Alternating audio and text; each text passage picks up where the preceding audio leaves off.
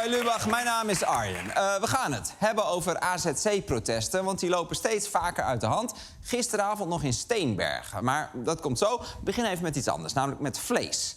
Want ja, we zijn een vleesland. Nederlanders eten heel graag vlees. Nou ja, niet iedereen. Ik eet nooit vlees. U eet nooit vlees? Alleen kip, dus dat is toch vogel. Ja, dank u wel, meneer. En ik ga ook nooit met het openbaar vervoer. Nooit? Nou ja, met de bus, hè, maar dat is een voertuig. En de vraag welke dingen je vlees moet noemen, dat is ook een onderwerp van een verhit debat in het Europarlement. Kijk, mag de vegaburger nog wel vegaburger heten? Mijn suggestie, verhit het debat door en door tot het gaar is, af en toe keren, niks meer aan doen.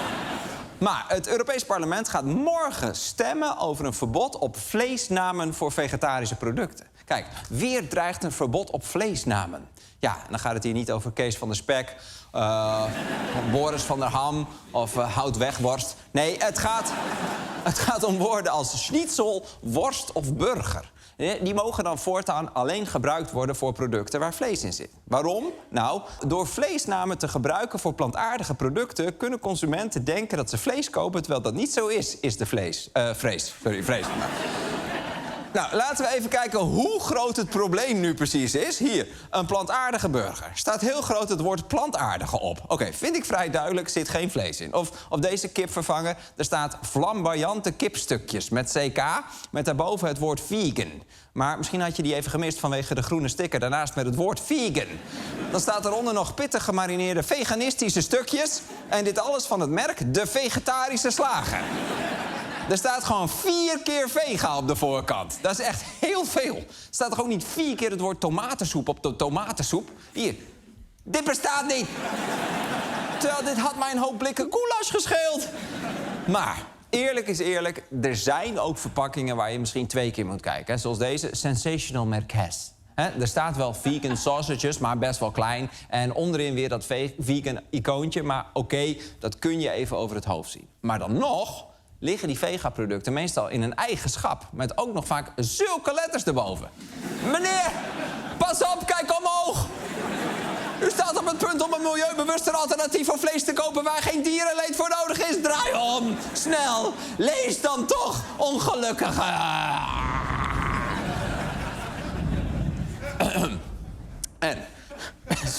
En het verbieden van dit soort woorden is al vaker gebeurd. De EU heeft bijvoorbeeld al eerder het gebruik van zuivelnamen op producten zonder zuivel verboden, want ook dat zou verwarrend zijn.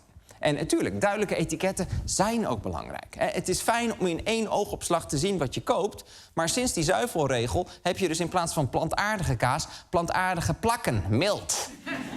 Wat eet je dan in godsnaam? Ja, een plak. En het heeft een milde smaak. Oké, helder. Of havermelk, dat moet nu haverdrank heten. Wat een onzin. Niemand dacht dat havermelk van een haverboerderij komt waar ze de kleine havertjes bij hun moederhaver weghalen om die 2 keer per dag te melken. Niemand. Of deze, nog erger. Volle drink. Gadverdamme, ik ben toch geen baby? Wil jij drink? Wil jij drink? Ja. En wat dacht je van vegan slagroom? Mag ook niet meer, dat heet nu topping. Topping. Dat is geen product, dat is een serveersuggestie. Wie raakt er in de war als iets vegan slagroom heet? Dus een wet die officieel bedoeld is om duidelijkheid te scheppen, maakt alles alleen maar onduidelijker. Dit is zo onhandig. En dit wil het Europarlement dus ook met vlees gaan doen. Ik bedoel, dit soort producten bestaan om dierlijke producten te vervangen.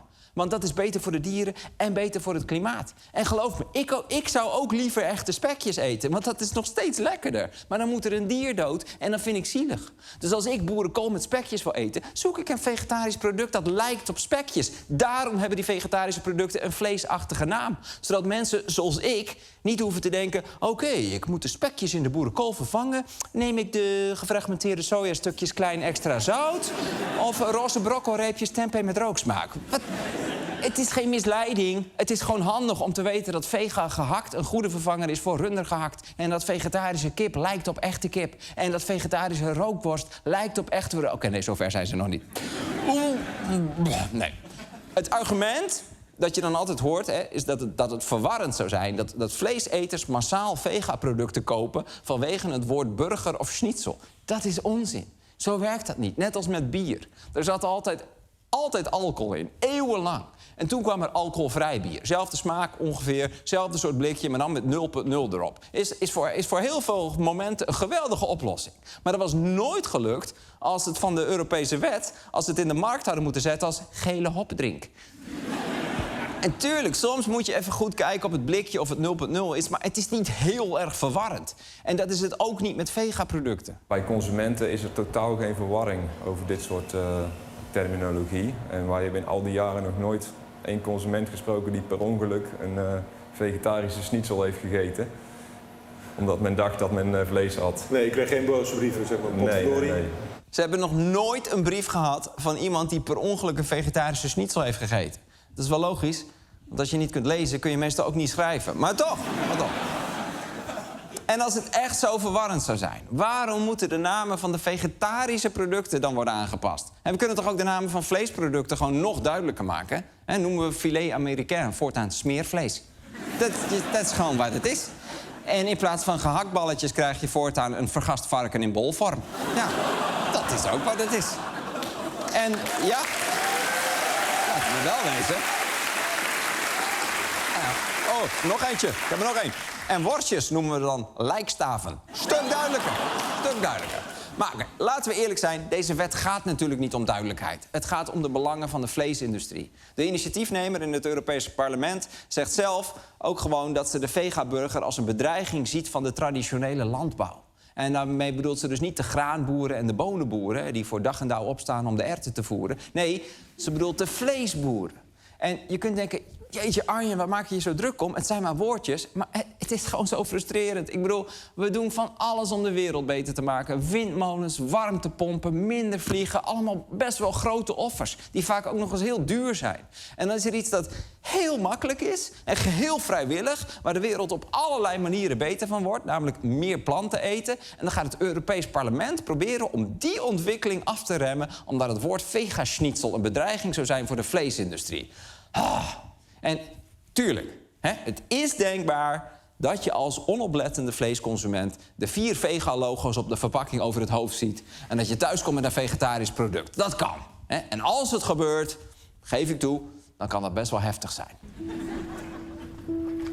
Het is nu een paar maanden geleden, maar het voelt voor mij nog steeds als gisteren. Normaal kookt Nathalie, maar nu deed ik het. En ik dacht van, ik ga schnitzel kopen... Want ja, dat vindt iedereen lekker bij ons. Dus ja, ik sta voor dat schap. En te kijken van, waar liggen die dingen?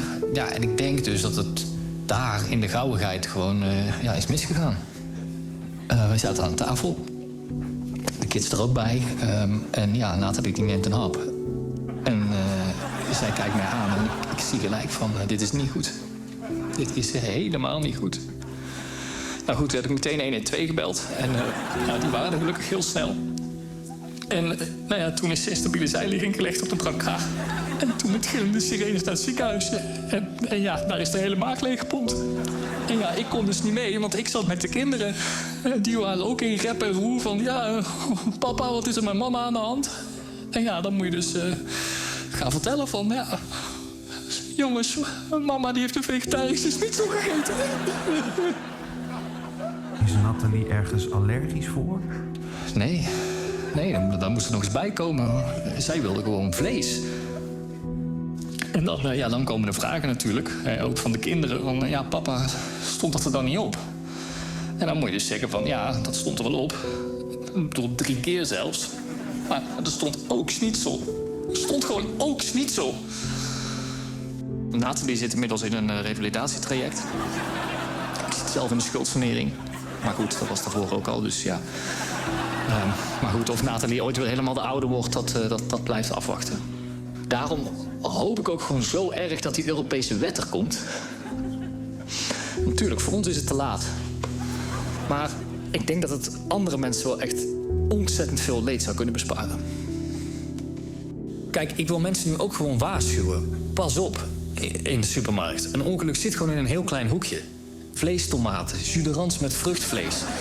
Gestampte muisjes, babyolie. Ik bedoel, dat is toch gewoon ziek? Mensen hebben echt geen idee. En jij gaat vandaag weer voor het eerst koken. Ja, wel spannend, maar ik begin heel simpel.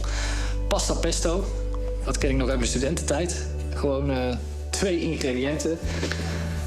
Pesto en pasta. Dus ja, wat kan er misgaan?